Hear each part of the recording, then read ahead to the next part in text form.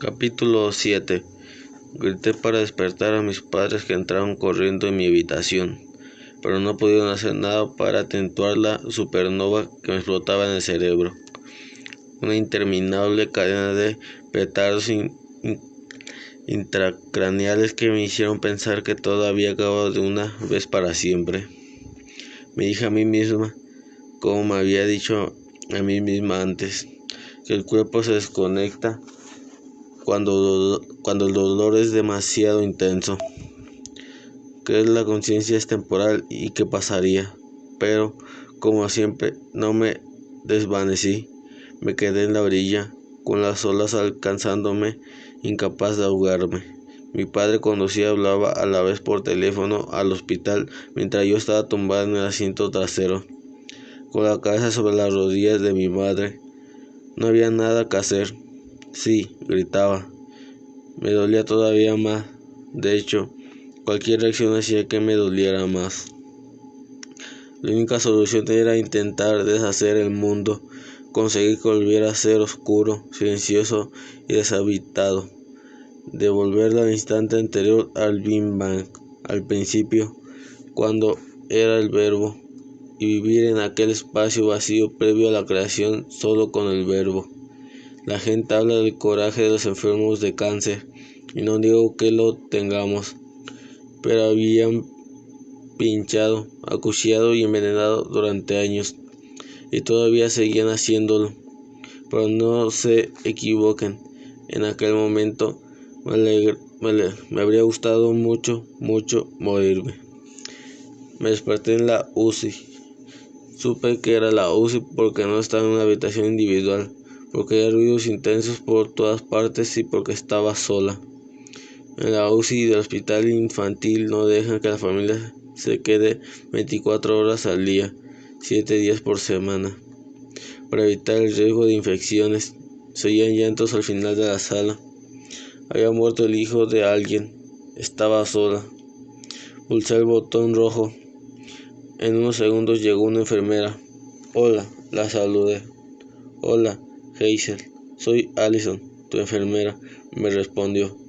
Hola, Allison, mi enfermera, le dije. Volví a sentirme muy cansada, pero me incorporé un poco cuando vi a mis padres que entraban llorando y dándome besos en la cara. Intenté acercarme a ellos para abrazarlos, pero me dolía todo. Mis padres me dijeron que no tenía un tumor cerebral, que me había dolido la cabeza por la falta de oxigenación, ya que tenía los pulmones llenos de líquido. Me habían drenado el pecho 1,5 litros, y por eso sentía molestias en el costado, donde de pronto vi un tubo que iba de mi pecho a un recipiente de plástico medio lleno de un líquido, que a todo el mundo le parecía la cerveza preferida de mi padre. Mi madre me dijo que iba a volver a casa, que de verdad volvería, que solo tenían que drenarme el líquido de una vez en cuando y volver al BiPAP, esa máquina para los mochos que introduce y saca el aire de mis pulmones de mierda. Pero añadieron que la primera noche que habían pasado en el hospital me habían hecho un escándalo de todo el cuerpo, y las noticias eran buenas. Los tumores no crecían y no habían salido más. El dolor en el hombro había sido por falta de oxígeno, porque el corazón había tenido que trabajar duro. La doctora María nos ha dicho esta mañana que sigue siendo optimista, me dijo mi padre.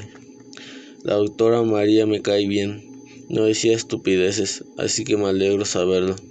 No es nada, Hazel, continuó mi madre. Podemos vivir con ello. Asentí, y Allison, mi enfermera, pidió amablemente que se marcharan. Me preguntó si quería cubitos de hielo. Le dije que sí, de modo que se sentó en la cama conmigo y me los metí en la boca con una cuchara. Te has pasado un par de días durmiendo, me dijo Allison. Veamos lo que te has perdido. Un famoso asado ahogado. Los políticos no se han puesto de acuerdo. Otra famosa se ha puesto en bikini que mostraba que su cuerpo no era perfecto. Un equipo ha ganado un partido. pero otro equipo lo ha perdido. Sonreí. No puede desaparecer así como así, Hazel.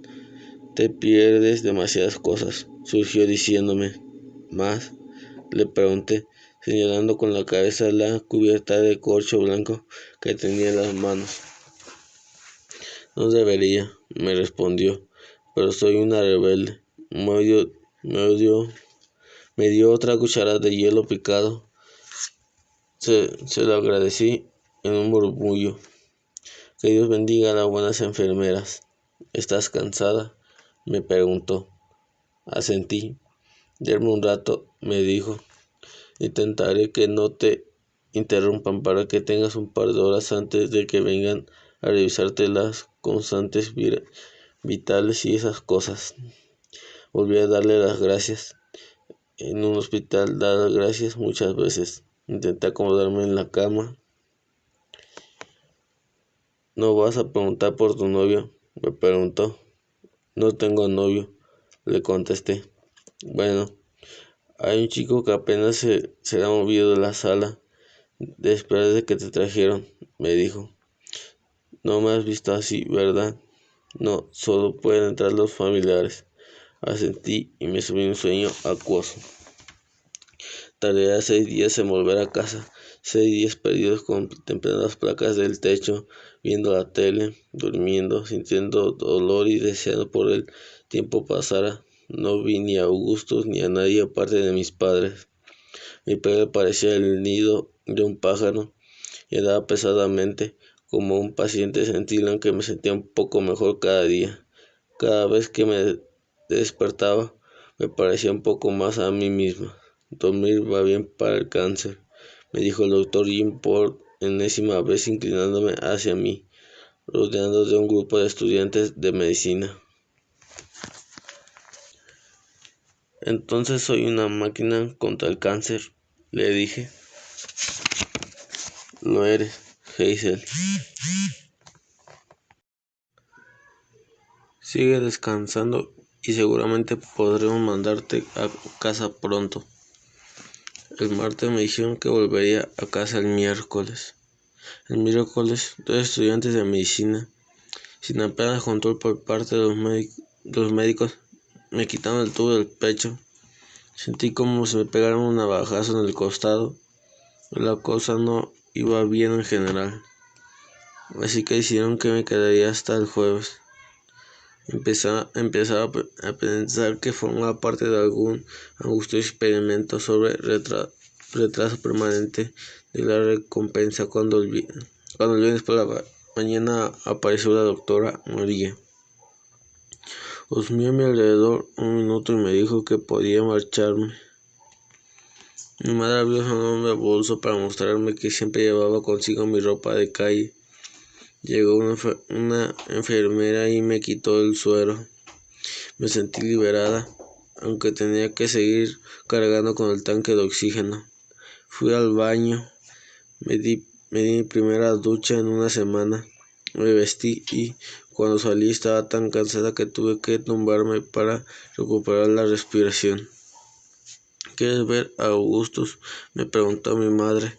Supongo que le contesté un minuto después. Me levanté, me arrastré hasta una silla de plástico apoyándome en la pared y metí el tanque debajo de la silla. Me quedé agotado. A los pocos minutos mi padre volvió con Augustus.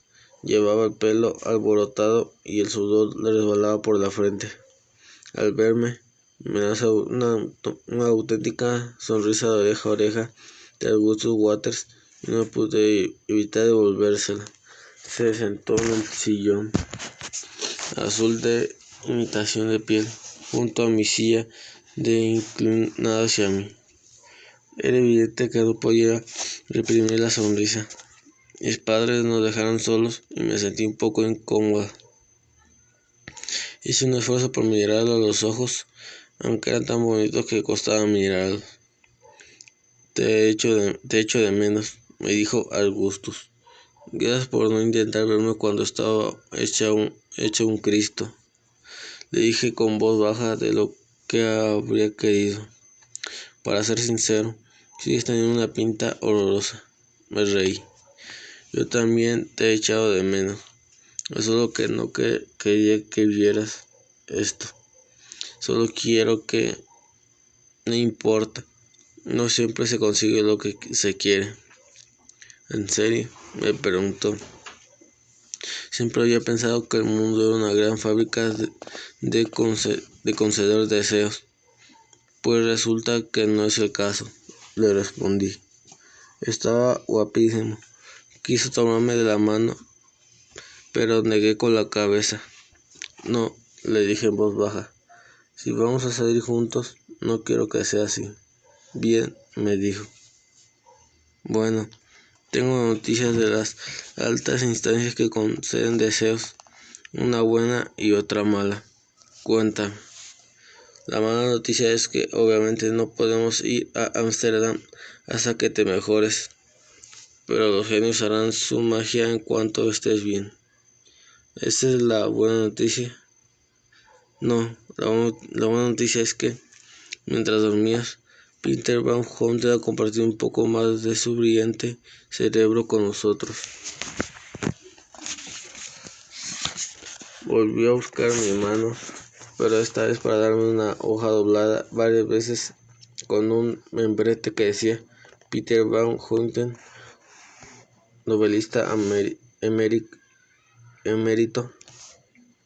No la leí hasta que llegué a casa y me senté en mi cama, grande y vacía, donde era imposible que los médicos me interrumpieran. Tardé un siglo en entender la letra inclinada y regular de Van Houten. Querido señor Waters, acabo de recibir su correo electrónico con fecha del 14 de abril y obviamente la complejidad shakespeariana de tragedia me ha impresionado. En esta historia todo el mundo carga con una amatía, sólida como una roca. Ella, estar tan enferma, usted, estar tan bien. Si ella estuviese mejor o usted más enfermo, las estrellas no se habrían cruzado de forma tan terrible. Pero la naturaleza de las estrellas es cruzarse, y nunca Shakespeare se equivocó tanto como cuando hizo decir a Casio, la culpa, querido Bruto, no detiene nuestras estrellas, sino nosotros. Es muy fácil decirlo cuando eres un noble romano, o Shakespeare, pero vuestras estrellas tienen poca culpa de lo que nos sucede, y hablamos de las imperfecciones del viejo Will. Lo que me describe sobre la joven Hazel me recuerda al soneto 55 del bardo, que, como sabe, empieza diciendo: ni el mármol ni los regios monumentos son más indestructibles que estas rimas. Tú brillarás en ellas cuando el tiempo desgaste.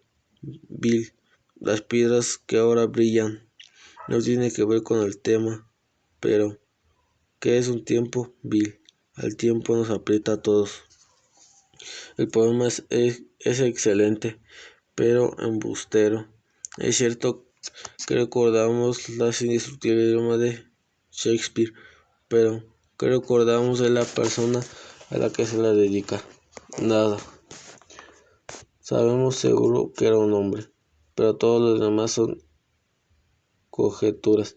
Shakespeare nos contó muy poco del hombre al que sepultó en su sarcófago lingüístico, lo que también pone de manifiesto cuando hablamos de literatura.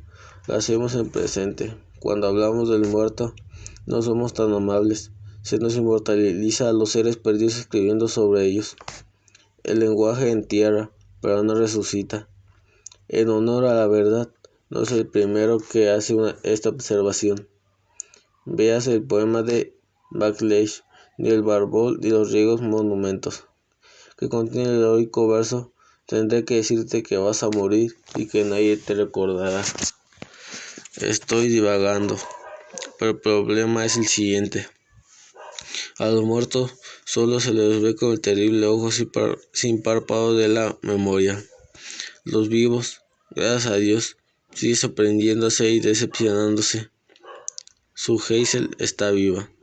Waters, y no debe usted imponer su voluntad sobre la decisión de otra persona, en especial una decisión muy meditada. Quiere evitar el dolor y usted debería permitírselo. Quizá no le parezca convincente la lógica de la joven Hazel Grace, pero llevo en este valle las lágrimas más tiempo que usted. Desde mi punto de vista, la loca no es ella. Atentamente, Peter Van Houten. La había escrito él de verdad. Me chupé el dedo, froté el papel y la tinta se corrió un poco, así que supe que era real. Mamá, dije. Me dirigí a ella en voz baja, aunque no tenía por qué. Siempre he estado esperándome. Asomó la cabeza por la puerta. ¿Estás bien, cariño? Podemos llamar a la doctora María y preguntarle si viajar al extranjero me mataría. Capítulo 8. Un par de días después, nos reunimos con el equipo de oncólogos. Cada cierto tiempo, en un grupo de médicos, trabajadores sociales, fisioterapeutas y demás se reunían en una sala de conferencias alrededor de una gran mesa y comentaban mi situación. No mi situación con Augustus Waters, sino la situación de Ámsterdam, sino la de mi cáncer. La doctora María dirigía la reunión. Me abrazó cuando llegué. Se pasaba el día dando abrazos. Creo que me encontraba un poco mejor. Dormí con el BiPAP toda la noche, hacía que sintiera los pulmones casi normales, aunque la verdad es que no recordaba que eran unos pulmones normales. Todo el mundo llegó, hizo el numérico de apagar sus bips y todo eso, para que quedara claro que iban a dedicarme toda su atención. La buena noticia es que el Panaxifor sigue controlando el crecimiento de tus tumores, dijo la doctora María. Pero obviamente todavía hay serios problemas con la acumulación de líquido. La pregunta es, ¿cómo podemos actuar? Me miró a mí, como si supiera que respondiera. Bueno, dije, creo que no soy la persona más calificada de esta sala para contestar esa pregunta.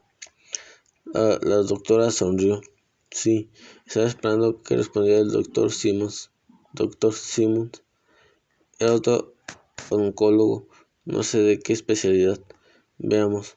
Sabemos con otros pacientes que la mayoría de los tumores acaban encontrando la manera de seguir creciendo a pesar del Panaxifor, pero si este fuera el caso, los veríamos crecer en los escáneres, cosa que no vemos, así que todavía no lo es. Todavía, pensé. El doctor Simmons daba golpecitos a la mesa con los dedos. Lo que tenemos que pensar es posible que el Panaxifor está empeorando el edema, pero si lo interrumpiéramos, tendríamos que enfrentarnos a problemas más serios. La verdad es que no sabemos cuáles son los efectos a largo plazo del Panaxifor, añadió la doctora María. A muy poca gente se le ha administrado tanto tiempo como a ti. Entonces, ¿no vas a hacer nada? Vamos a seguir como hasta ahora, me contestó la doctora María. Pero tendremos que hacer algo más para impedir que aumente el edema. Por alguna razón sentí náuseas, como si fuera a vomitar. Odiaba las reuniones del equipo de oncólogos en general, pero odié esa en particular. Tu cáncer no está retrocediendo, Hazel, pero hay gente que lleva mucho tiempo con tu nivel de invasión tumoral. No pregunté qué significaba mucho tiempo. No era la primera vez que cometía ese error.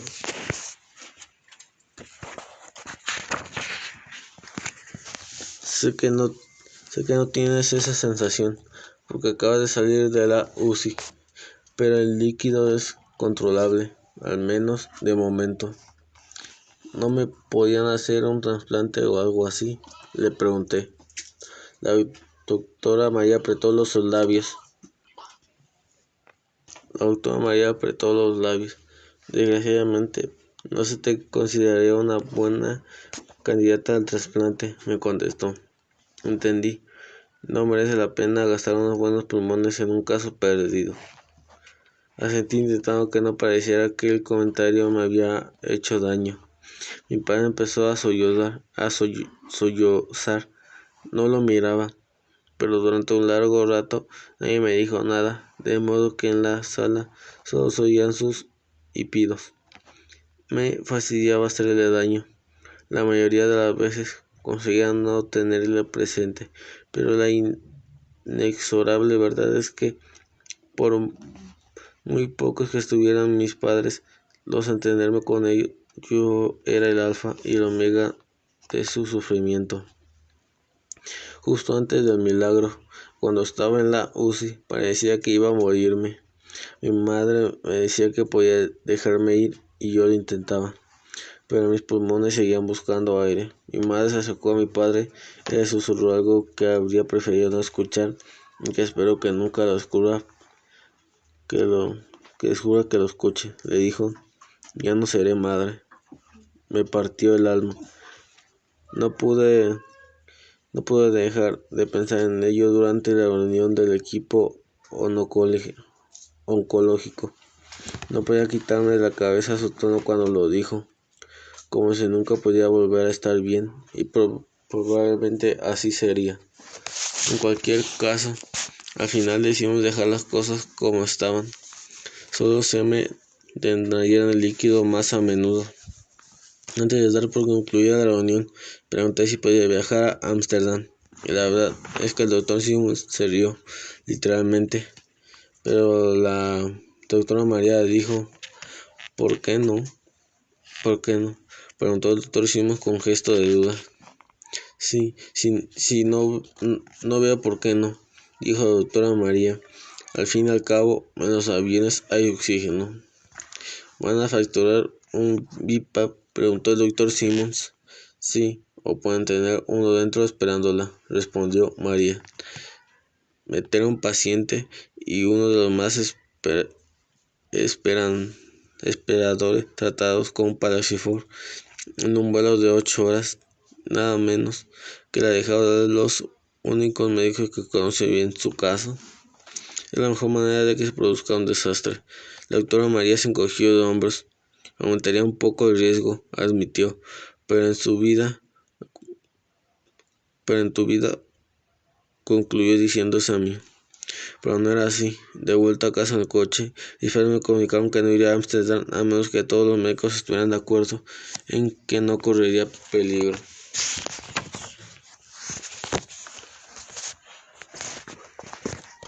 Aquella noche, después de cenar, me llamó Augustus.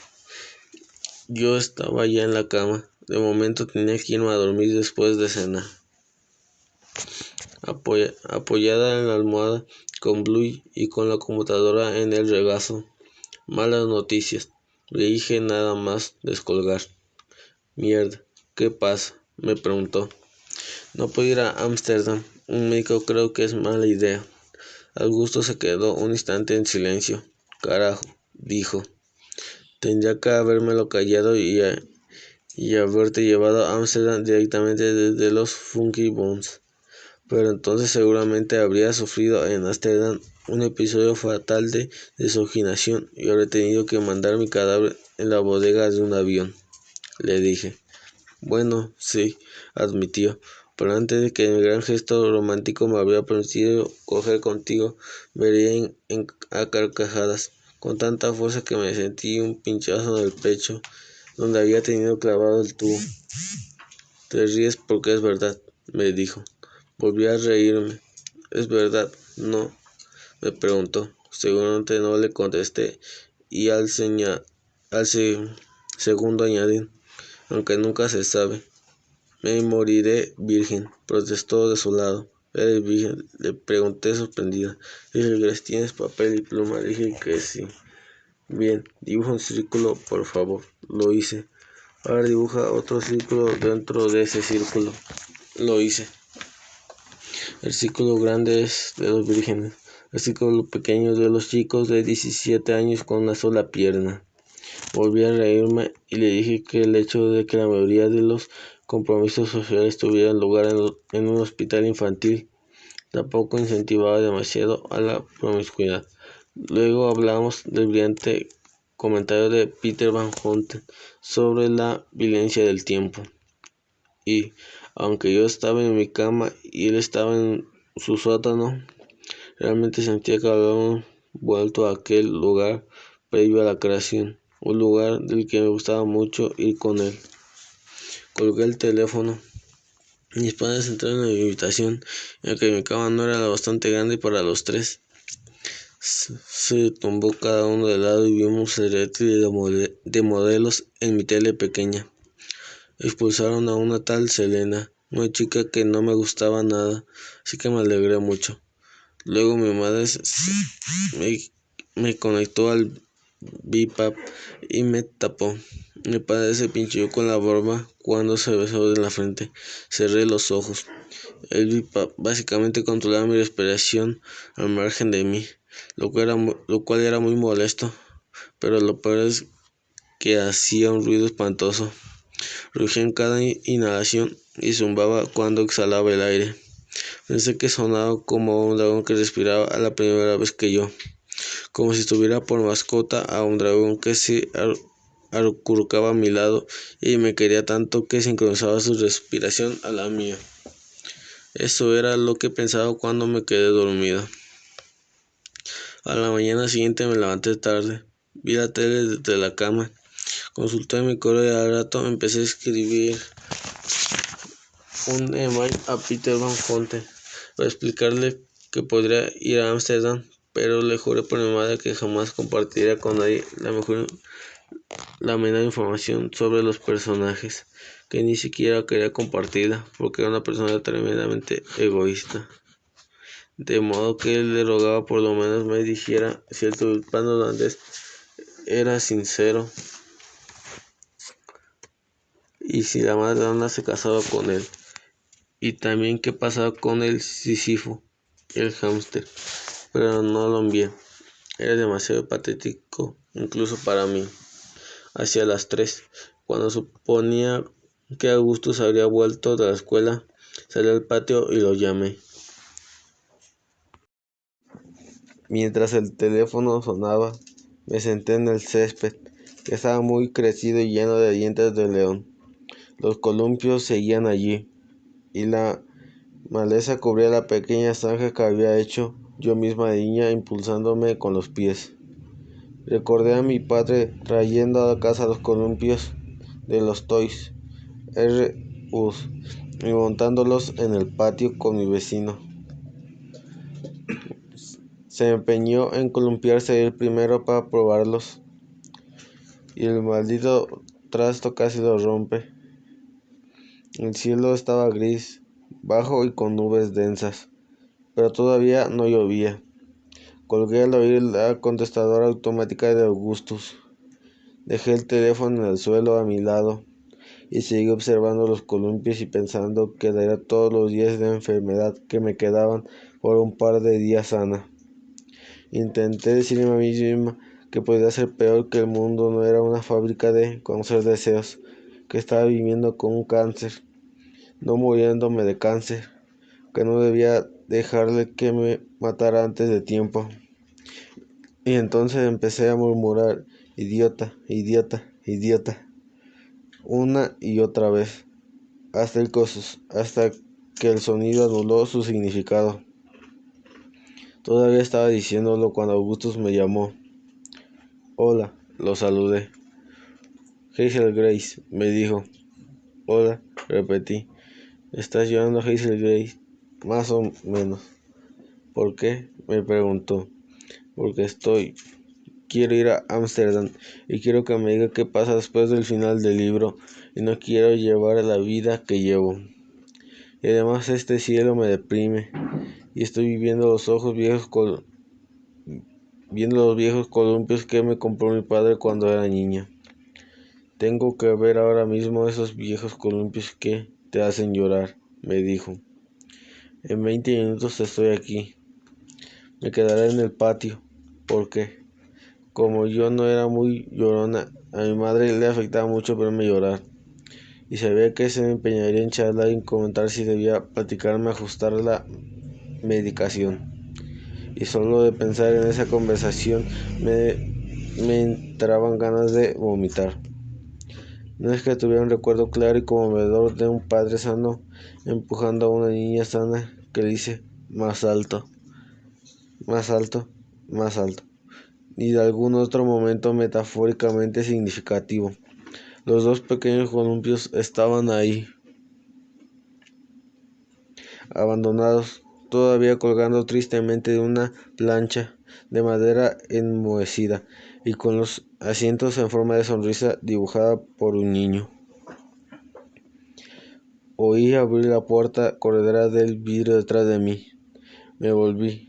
Era Augustus, que llevaba unos pantalones caqui y una camisa de cuadros de manga corta.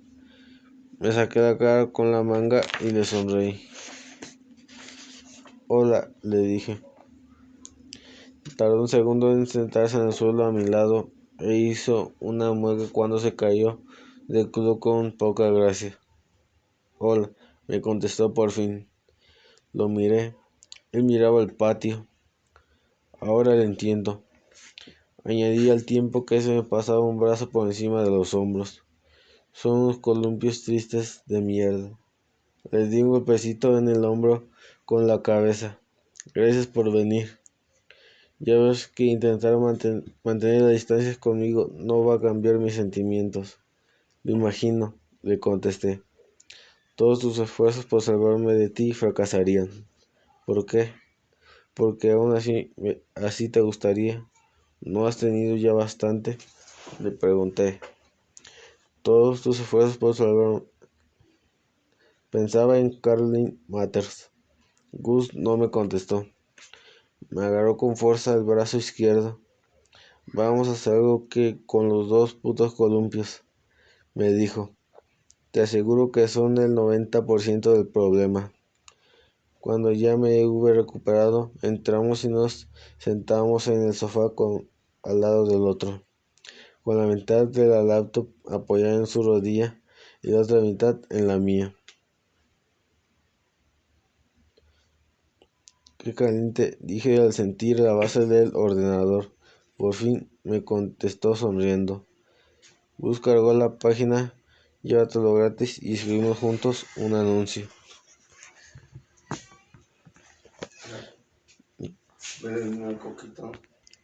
Título, me preguntó. Columpios buscan hogar, le contesté. Columpios desesperadamente solo buscan un hogar feliz, dijo él. Columpios apedofiliados que sientan solo buscan cualos de niños, dije yo. Se rió. Es eso. ¿Qué? Lo que me gusta de ti. Eres consciente de lo difícil que es conocer a una chica que inventa un participio del adjetivo pedófilo. Estás tan ocupada siendo tú que no tienes ni idea de lo absolutamente original que eres. Respiré hondo por la nariz. Nunca había suficiente aire en el mundo, pero su escasez era especialmente aguda en aquel momento. Escribimos el anuncio juntos, corriéndonos del uno al otro. Al final, colgamos Columpios desesperadamente solo buscan un hogar feliz. Columpios bastante viejos, aunque en perfectas condiciones. Buscan un nuevo hogar. Construir recuerdos con tus hijos, para que algún día echen un vistazo al patio y sientan una pulsada de nostalgia tan desesperada como la que he sentido yo esta tarde. Todo es frágil y hemífero, querido lector, pero con esos columpios tus hijos se aprenderán a familiarizarse con las subidas y bajadas de la vida humana, poco a poco y sin peligro, y aprenderán también la lección más importante de todas. Por mucho impulso que des, por muy alto que llegues, no puedes dar una vuelta entera. Los columpios viven actualmente cerca de la calle 83 con Spring Mill. Después encendimos un rato la tele, pero no encontramos nada que nos interesara. Así que tomé un dolor imperial de la mesita de noche. Lo llevé al comedor y Augustus Waters leyó en voz alta para mí mientras mi madre, que estaba haciendo la comida, le escuchaba. El ojo de cristal de la madre miró dentro de sí. Empezó a leer Augustus. Mientras leía, sentí que me enamoraba de él como cuando sientes que estás quedándote dormida. Primero lentamente y de repente de golpe. Una hora después, al checar mi correo, vi que podemos elegir entre muchos pretendientes de los columpios. Al final elegimos a un tipo llamado Daniel Álvarez, que había adjuntado una foto de sus 3 hijos jugando videojuegos y que había titulado su respuesta: Solo quiero que salgan a jugar. Le contesté diciéndole que pasara a recogerlos cuando quisiera. Augusto me preguntó si quería ir con él al grupo de apoyo, pero tras un agitado día dedicado al cáncer, estaba realmente cansada, así que dije que no. Estábamos sentados juntos en el sofá y se levantó para marcharse, pero se sentó de nuevo y me besó rápidamente en la mejilla. Augustus, exclamé. Es un beso de amigos, me contestó. Volvió a levantarse y esta vez se quedó de pie. Luego dio un par de pasos hacia mi madre. Es siempre un placer verla, le dijo. Mi madre abrió los brazos y Augusto se inclinó y besó a mi madre en la mejilla. ¿Lo ves?, dijo volviéndose hacia mí. Me fui a la cama nada más terminar de cenar, con el BiPAP sofocando el sonido del mundo que existía más allá de mi habitación. Nunca volví a ver los columpios. Dormí muchas horas, unas 10, quizá porque tardaba en recuperarme, porque dormir va bien para el cáncer, y quizá también porque era un adolescente que tenía que despertarme en ninguna hora en concreto.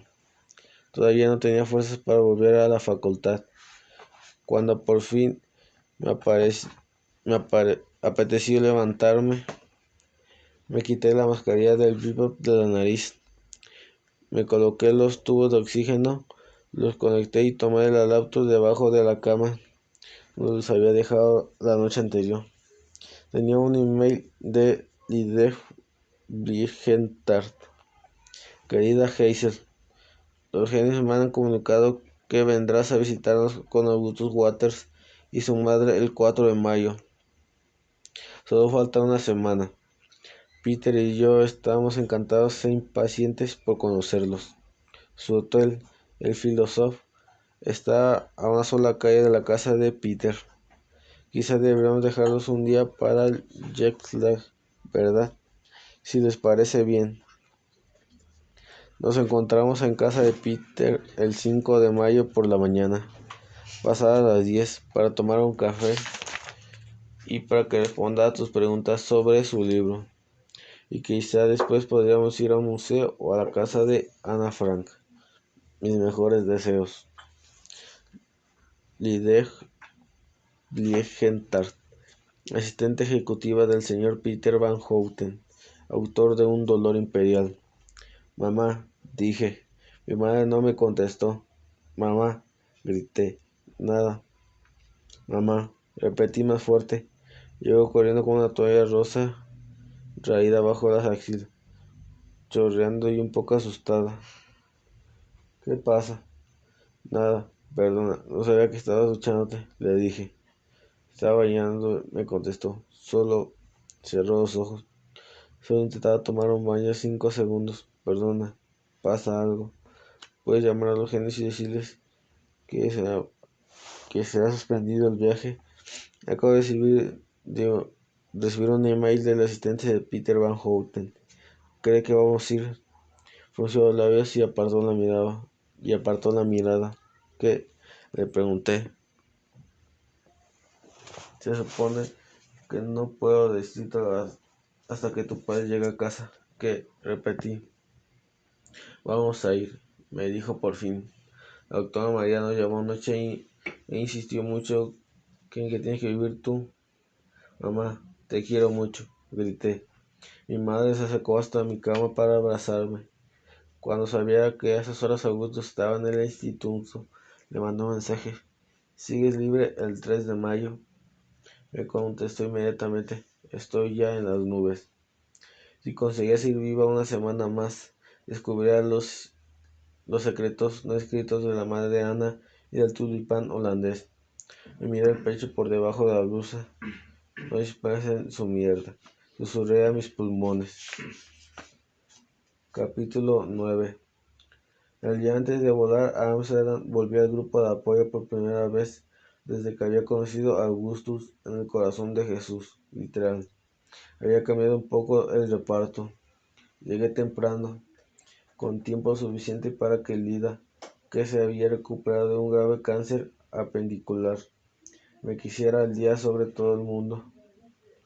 Mientras me comí una galleta con trocitos de chocolate frente a la mesa desierta, Michael, al niño de 12 años con leucemia, había muerto. Lida me contó que peleó duro, como si hubiera otra manera de pelear. Los demás seguían por ahí. ¿Quién estaba sec? Después de la radioterapia, Lucas había sufrido una recaída, cosa que Lida me dijo con una sonrisa triste y encogiéndose de hombros, como si alguien dijera que un alcohólico había vuelto a beber.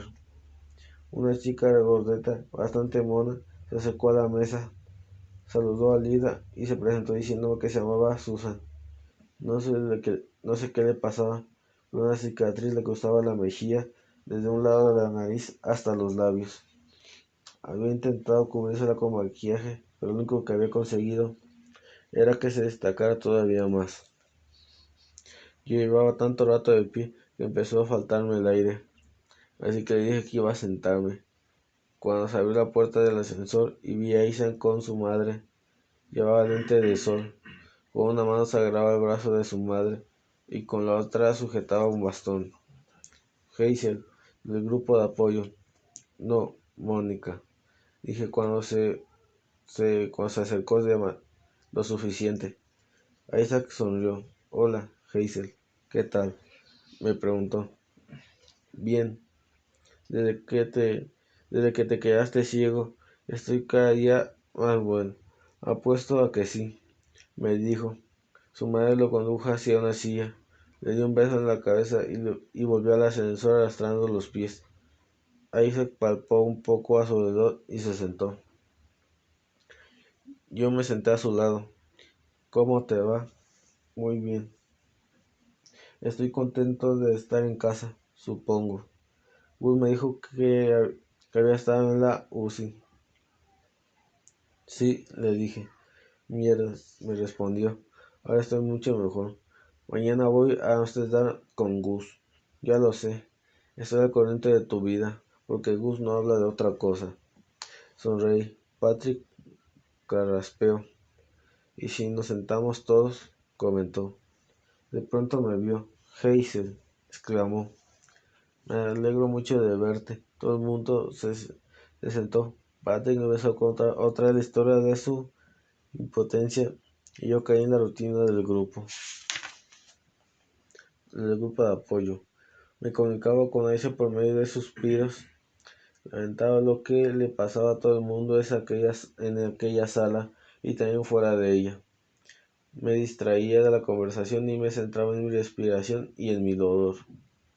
El mundo seguía su curso sin que yo participara del todo, y solo desperté de la ensoñación cuando alguien dijo mi nombre.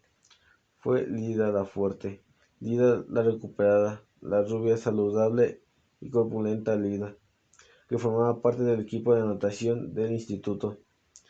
Lida, a la que solo le faltaba el apéndice, decía. Hazel es un gran referente para mí, de verdad lo es. Sigue luchando su batalla, levantándose cada mañana para ir a la guerra sin lamentarse. Es muy fuerte, es mucho más fuerte que yo. Ojalá tuviera yo su fuerza. Hazel, preguntó Patrick, ¿cómo te sientes con este comentario? Me encogí de hombros y miré a Lidia. Te doy mi fuerza a cambio de tu recuperación. Nada más decirlo me sentí culpable. No creo que Lidia haya querido decir eso, dijo Pat. Creo que... pero había dejado de escucharlo. Después de las oraciones por los vivos y la infinita letra de los muertos, con Michael añadido al final. Nos tomamos de las manos y dijimos, hoy es el mejor día de nuestra vida. Lila corrió hacia mí disculpándose y dándose explicaciones. No, no, tranquila. Le dije haciéndole un gesto de despedida con la mano. Me dirigí a Isaac. ¿Le importaría subir conmigo? Me tomó el brazo y me fui con él hasta el ascensor, contenta de tener una excusa para evitar la escalera. Casi había llegado yo al ascensor cuando vi asomar en una esquina del corazón literal. Estoy aquí, le dijo a Isaac, y sin preguntarme cambió mi brazo por el suyo. ¿Vienes con nosotros? Claro, le contesté. Me sentí mal por él, aunque odiaba que la gente sintiera lástima por mí. No pude evitar sentirla por él. A veces vivía en un pequeño chalet en Merida Hills, cerca de su lujosa escuela privada. Nos sentábamos en el comedor mientras su madre iba a la cocina a preparar la cena, y me preguntó si quería jugar algo. Sí, le respondí. Me pidió el control, se lo di y encendió la tele, y una computadora conectada a ella. La pantalla se quedó en negro. Tras pocos segundos se oyó una voz profunda. Engañó, dijo la voz. Un jugador o dos. Dos, contestó Isaac. Pausa. Se volvió hacia mí. Siempre juego a esto con Gus, pero me ponen de los nervios porque es un suicida total. Es demasiado agresivo salvando civiles. Sí, le dije recordando la noche de los trofeos rotos. Continuar, añadió Isaac. Jugador 1, identifícate. Esta es la voz del jugador 1, dijo Isaac. Jugador 2, identifícate. Supongo que soy el jugador 2, dije. El sargento Max Magellan y el soldado Jasper Jacks se despiertan en una habitación oscura y vacía de unos 4 metros cuadrados. Isaac señaló la tele como si yo tuviera que hablar con ella o algo así. ¿Hay algún interruptor? No. ¿Hay alguna puerta? El soldado Jake localiza la puerta. Está cerrada. ¿Hay una llave encima del marco de la puerta? Interrumpió Isaac. Sí, hay una llave. Marian abre la puerta. Sigue estando totalmente oscuro. Sacó un cuchillo, dijo Isaac. Sacó un cuchillo, dije yo también. Un niño, supongo que el hermano de Isaac, entró como unas flechas desde la cocina y tenía unos 10 años. Era del grado y estaba lleno de energía. Corrió por el comedor dando saltos y gritó imitando a la perfección la voz de Isaac. Me mató. El sargento Mayne se colocó el cuchillo en el cuello. ¿Estás seguro de que...? No, contestó Isaac. Pausa. Graham, no me obligues a pegarte con una patada en el culo. Graham se rió y salió corriendo por un pasillo. Isaac y yo, en los papeles de Mayne y Jax, nos abrimos caminos oscuros hasta que tropezamos con un tipo al que apuñalamos después de conseguir que nos dijera que estábamos en una cueva de una cárcel ucraniana, a más de 1 kilómetro de profundidad. Mientras avanzábamos, un río subterráneo, voces hablando en ucraniano con acento inglés, nos orientaba por la cueva. Pero en el juego no se veía nada. Cuando llevábamos una hora jugando, oímos gritos de un prisionero despertando que suplicaba: Dios mío, ayúdame, Dios mío, ayúdame. Pausa, dijo Einstein. Aquí es cuando Gus siempre se empeña en encontrar al prisionero, aunque eso impide ganar la partida, y la única manera de librarlo es ganar el juego. Sí, te tomo los videojuegos demasiado en serio, le respondí. Le entusiasman las metáforas. ¿Te gusta? Me preguntó Isaac. Claro que me gusta. Es genial, pero no quiere salir con él. Me encogí de hombros. Es complicado. Sé lo que te pasa. No crees que luego no pueda soportarlo. No quieres que haga como Mónica, me dijo. Más o menos, le respondí. Pero no era eso. Lo cierto es que no quería que la pasara como a Isaac. Para ser justos con Mónica, añadí. Lo que tú le hiciste a ella tampoco fue muy bonito. ¿Qué le hice? Me preguntó poniéndose a la defensiva. Ya sabes, quedarte ciego y esas cosas. pero no es culpa mía, me contestó Isaac. No digo que fuera culpa tuya, digo que no fue bonito. Capítulo 10. Solo podíamos llevar una maleta. Ya no podía cargar con la mía, y mi madre insistió en que no podía llevar dos, así que tuvimos que repartir el espacio de la maleta negra que le regalaron a mis padres por su boda hace 1000 años. Una maleta que se suponía que iba a pasarse toda la vida viajando a lugares exóticos, pero que acabó leyendo y viviendo en Dayton, donde la empresa Morris Property tenía una sede en la que solía ir mi padre. Discutí con mi madre porque yo creía que debía disponer de algo más de la mitad de la maleta, ya que, para empezar, si mi cáncer nunca habíamos ido a Ámsterdam. Mi madre replicó con cómo era el doble de gorda que yo y por lo tanto necesitaba más cantidad de tela para cubrirse sus vergüenzas. Parecí como mínimo 2/3 de la maleta. Al final perdimos las dos, suele pasar. Aunque nuestro vuelo salía a las 12 de mediodía, mi madre me despertó a las 5:30 de la mañana. Encendió la luz y gritó Amsterdam.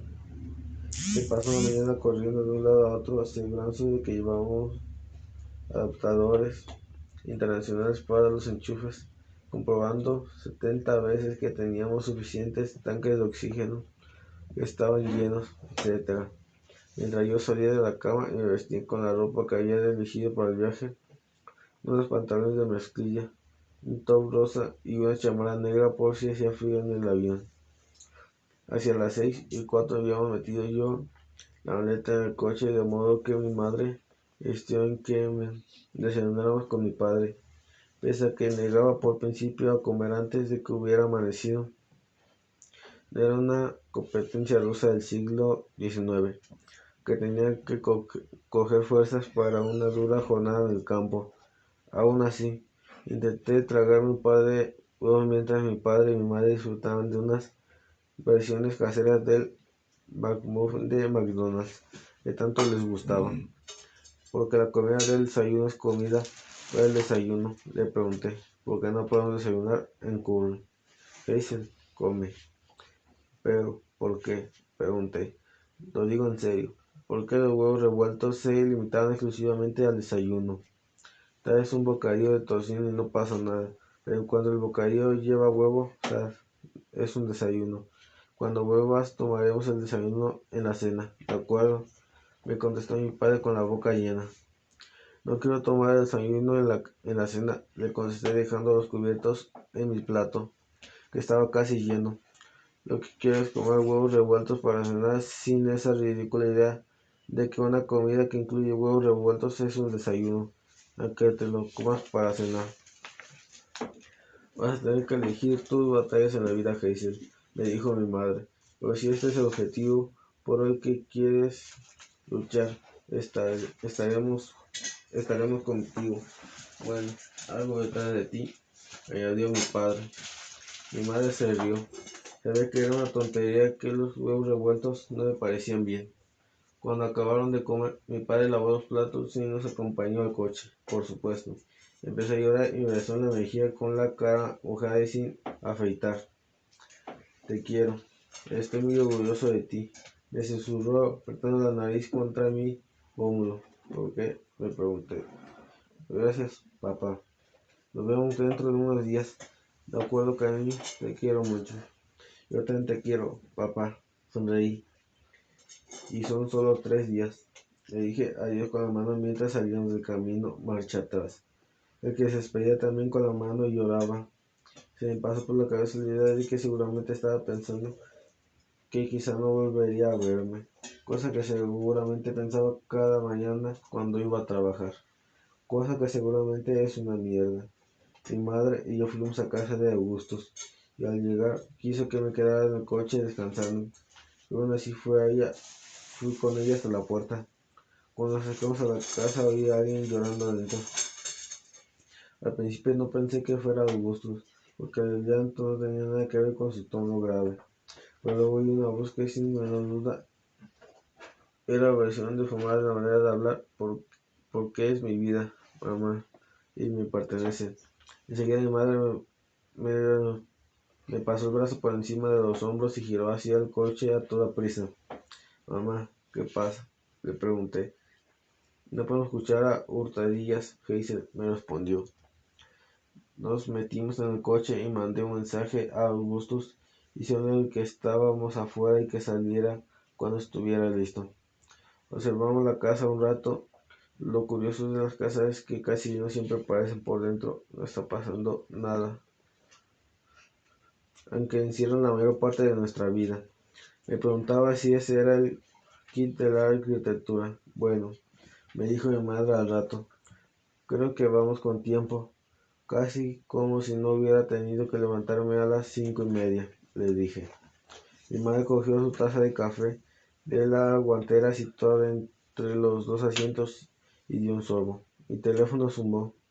Un mensaje de Augustus. No sé qué ponerme. ¿Prefieres un suéter o una camisa? Le contesté, camisa. 30 segundos después se abrió la puerta de la casa y apareció Augustus sonriendo, arrastrando una maleta con ruedas. Lleva una camisa estrecha de color azul. Se lo metía dentro de los jeans. Un cambio de like colgaba de sus labios. Mi madre salió a saludarlo. Se retiró un momento el cigarrillo de la boca y habló con el tono seguro al que yo estaba acostumbrada. Es siempre un placer verla, señora. Los observé por el retrovisor hasta que mi madre abrió la cajuela. Enseguida Augustus abrió la puerta detrás de mí y emprendió la complicada tarea de sentarse en el asiento trasero de un coche que con una sola pierna. ¿Quieres sentarte adelante?, le pregunté. Para nada, me contestó. Y hola, Hazel Grace. Hola, le dije. Todo bien, bien, me respondió. Bien, dije a mi vez. Mi madre entró y cerró la puerta del coche. Próxima parada, Ámsterdam, comentó. Pero no fue así. Claro, la siguiente parada fue el estacionamiento del aeropuerto, desde donde el autobús nos llevó a la terminal y luego un coche eléctrico decapotable nos condujo a la fila del control. El tipo de seguridad gritaba que mejor que nuestros equipajes no hubiera explosivos, ni armas de fuego, ni, ni, ni más de 100 milímetros de líquido. Observación, le dije a Augustus, hacer alcohol es una forma de opresión. ¿Lo es en serio?, me contestó. En lugar de que me registren, preferí pasar el de metales sin el careto, sin ataque de oxígeno e incluso sin los tubos de plástico en la nariz. Dirigirme a la máquina de rayos X fueron mis primeros pasos sin oxígeno en varios meses. Me pareció increíble andar tan ligera, cruzar el rubicín mientras el silencio de la máquina reconocía que, aunque fuera por un momento, era una criatura sin metal. Sentía un dominio de mi cuerpo que no puedo explicar del todo. Solo puedo decir que cuando era niña solía llevar a todas partes una mochila con mis libros, que pesaba mucho. Y si andaba mucho rato con la mochila a la espalda, cuando me la quitaba parecía que estuviera flotando. Unos 10 segundos después sentía que mis pulmones se doblaban sobre sí mismos como flores al anochecer. Me senté en un banco gris justo al lado de la máquina e intenté recuperar la respiración. Empecé a toser y me sentí fatal hasta que volví a ponerme los tubos. Aún así, me dolía. El dolor siempre estaba ahí, obligándome a centrarme en mí misma y a sentirlo. Siempre parecía que estaba despertando dolor cuando algo del mundo exterior exigía de pronto que hiciera algún comentario que les prestara atención. Mi madre me observaba preocupada. Acaba de decir algo. ¿Qué acababa de decir? Él lo recordé. Me había preguntado qué pasaba. Nada, le contesté. Ámsterdam, casi gritó. Sonreí. Ámsterdam, le respondí.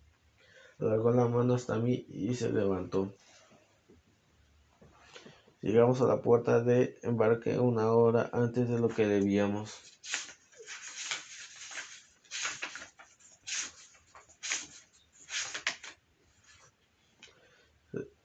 Señora Lancaster, ¿es usted